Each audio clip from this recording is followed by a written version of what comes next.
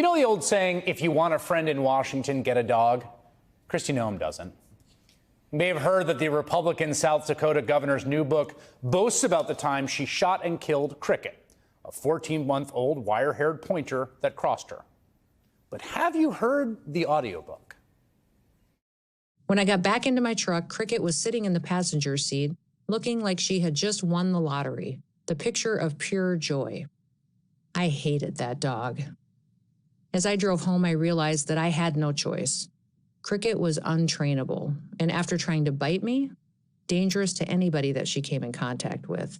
A dog who bites is dangerous and unpredictable. Are you listening, Joe Biden? I stopped the truck in the middle of the yard.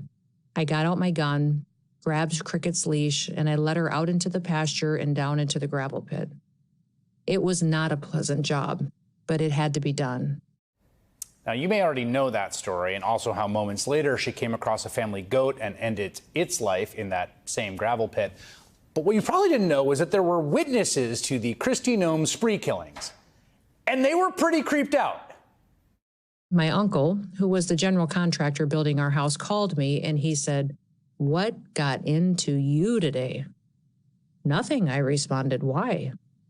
He said, "Well, the guy said you came barreling into the yard with your truck, you slammed the door, took a gun and a dog over the hill out of sight. They heard one shot, you came back without the dog. Then you grabbed the goat and headed back up over the hill. Then they heard another shot. You came back, slammed the pickup door again, went back. They heard another shot, and then you came back without the goat. They said they hurried back to work before you decided they were next." She put that in the book. Now, in the past week, Noem had been on a publicity tour for that book, which was obviously envisioned as part of a campaign to position herself as Donald Trump's possible vice presidential nominee. Unfortunately for Noem, it is not really playing out that way. The book rollout has been an unmitigated disaster, the worst I've seen in a while. In fact, I didn't even know it was possible anymore in American politics to have as bad of a week as Kristi Noem has had. We've all gotten used to so much insanity. I mean, the guy at the top of the Republican ticket for whom she's auditioning is sitting in a New York courthouse while an adult film actress talks about him paying her off so she wouldn't talk about a tryst between them that she said was the definition of bad sex. And yet, even under our new political rules, Kristi Noem has managed to implode spectacularly. Not simply because she killed an untrained puppy that did not hunt and a goat that smelled, but because her response was to keep the story alive and even embellish it. The truth of the story is that this was a working dog, and it was not a puppy. It was a dog that was extremely dangerous. Now, at one point, Greta Van Susteren tried to throw Noem a lifeline on good old Newsmax, pivoting from the puppy she shot and killed and the goat she shot and killed to the not one, not two, but three horses Noem reluctantly had to put down in that same gravel pit. These horses were old. They were in their late 20s. They were our rodeo horses, ranch horses, and they raised my girls. They took care of them. Amazingly, showing the pictures of the horses in the gravel pit and adding to the number of animals that she's had to kill did not boost her chances. But then another problem was discovered. Noem wrote in the book that she met North Korean dictator Kim Jong-un and stared him down. But it never happened, and it got pulled from the book. The thing is, it wasn't just a lie. It was a lie so ludicrous it demonstrated just how little she understands world affairs. In what universe is the leader of the so-called Hermit Kingdom meeting with the governor of South Dakota? Did Noem go on a little junket to Pyongyang? Kim do a state visit to Pierre that somehow flew under the radar? It was a dumpster fire, and she kept throwing fuel on it, leading to some of the most genuinely heart-stopping interview moments on live TV I've ever seen. So you did not meet with Kim Jong-un? That's what you're saying?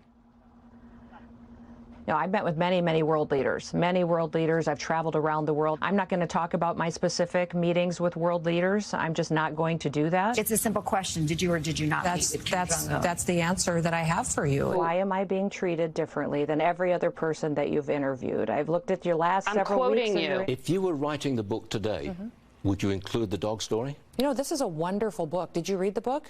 Not yet. Oh, you should. We've Oh, been my consumed goodness. with emails saying, I won't vote for this person.